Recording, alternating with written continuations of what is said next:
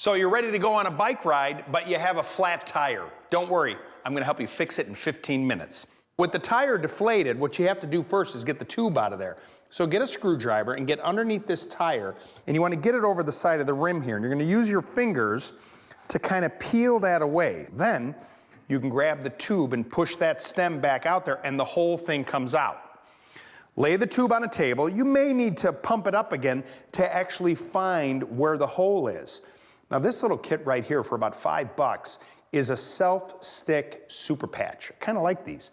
They give you a little piece of sandpaper once you've located where the hole is, and you sand the rubber down. What you are trying to do is just rough off the edges so the adhesive has something to stick to.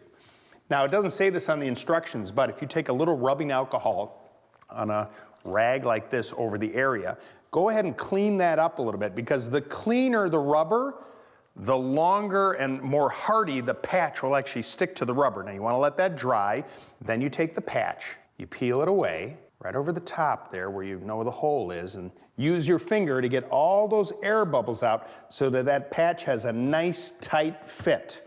Stick it back inside the tire, pump it up, look at that. You fixed it in 15 minutes. Now get pedaling.